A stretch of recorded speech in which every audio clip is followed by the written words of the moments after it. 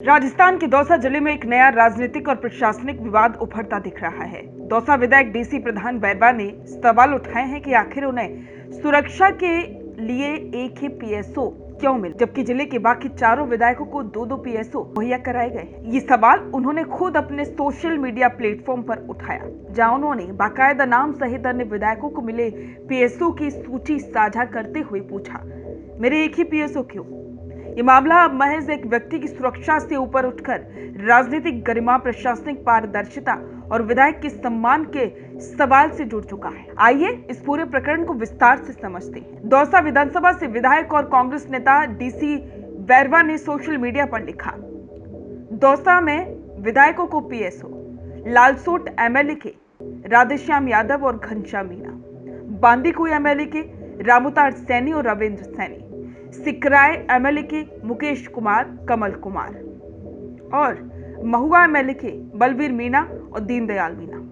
लेकिन मेरे पास केवल एक पीएसओ है। सवाल क्या कि मेरे एक ही पीएसओ क्यों? इस पोस्ट के बाद ये मामला राजनीतिक गलियारों में चर्चा का विषय बन चुका है।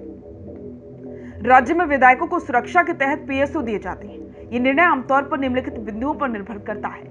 खतरे का मूल्यांकन, किसी विधायक को किसी संगठन, अपराधी या राजनीतिक विरोधियों से कितना खतरा है। पूर्ववर्ती घटनाएं, क्या किसी विधायक पर पहले हमला हुआ है या उन्हें धमकियां मिली है। राजनीतिक संवेदनशीलता, विधायक का क्षेत्र कितना संवेदनशील है और वहां का सामाजिक तनाव स्तर कैसा है। हालांकि समान स्तर के जनप्रतिनिधियों को असमान सुरक्षा मिलना सवाल खड़े जरूर करता है। डीसी बैरवा की नाराजगी की जड़ भी यही है। वे सवाल कर रहे हैं कि जब दौसा जिले के अन्य चार विधायक महवा, सिकराय, बांदीकुई और लालसोट दो दो पीएसओ के साथ चलते हैं तो नहीं केवल एक पीएसओ क्यों? क्या ये किसी तरह की राजनीतिक उपेक्षा का भेदभाव है? क्या ये प्रशासनिक लापरवाही है या फिर जानबूझकर किया गया नजरअंदाज? डीसी बैरवा अनुसूचित जाति से आते हैं और दौसा क्षेत्र में एक मजबूत दलित नेता के रूप में उभरे हैं। वे सामाजिक मुद्दों को लेकर अक्सर मुखर रहते हैं और पार्टी के भीतर भी स्पष्टवादी माने जाते हैं। उनका सवाल इस लिहाज से भी अहम हो जाता है कि क्या जातिगत या राजनीतिक धड़ेबंदी की वजह से उन्हें सुरक्षा व्यवस्था में नजरअंदाज किया जा रहा है। कुछ जानकारों का यह मानना है कि यह पूरा मामला एडमिनिस्ट्रेटिव मिसमैनेजमेंट का नतीजा हो सकता है। कभी कभी स्थानीय पुलिस की ओर से भी की गई खतरे की रिपोर्ट पर सुरक्षा निर्धारण होता है।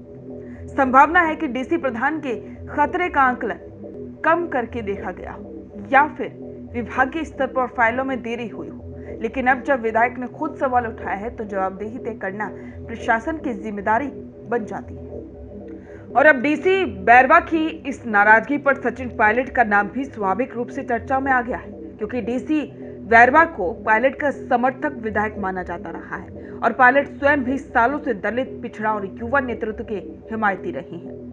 पायलट ने इससे पहले भी राज्य में दलित नेताओं की उपेक्षा और सामाजिक प्रतिनिधित्व के मुद्दे पर अपनी ही पार्टी के खिलाफ मुखर होकर बोला है। ऐसे में सवाल उठता है कि क्या पायलट डीसी बैरवा के इस बयान को राजनीतिक मंच पर उठाएंगे या चुप रहेंगे।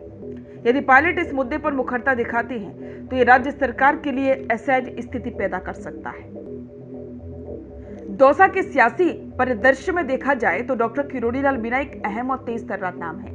मीणा समुदाय की इस प्रभावशाली नेता ने हमेशा ही सत्ता और प्रशासन की खामियों पर जोरदार हमले किए। वे अभी भले ही भाजपा में हैं, लेकिन वे समाज की आवाज उठाते रहे हैं। डीसी बैरवा के साथ सुरक्षा में हो रहे इस संभावित भेदभाव को लेकर किरोड़ी को खुलकर बोलने का मौका मिल सकता है, खास करके अगर वे इसे दलित अधिकारों, प्रशासनिक भेदभाव और इसके अलावा कथनी और करनी में अंतर पर दिखाती हैं। कई विश्लेषक ये मानते हैं कि मामला केवल एक सुरक्षा कर्मी तक सीमित नहीं है, ये राजनीतिक पावर प्ले का हिस्सा भी हो सकता है। डीसी बैरवा को लंबे समय से गहलोत खेमे का विरोधी और पायलट खेमे का समर्थक माना जाता है। ऐसे में कांग्रेस के अंदर खींचतान और धड़ेबाजी का माहौल भी बन सकता है।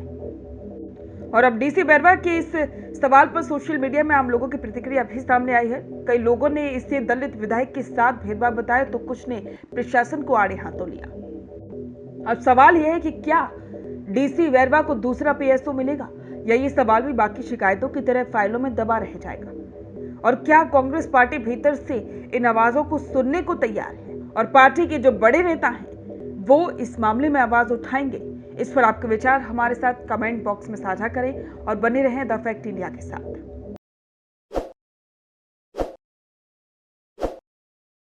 ताज़ा खबरों के लिए विजिट करें द फैक्ट इंडिया की वेबसाइट और डाउनलोड करें द फैक्ट इंडिया ऐप।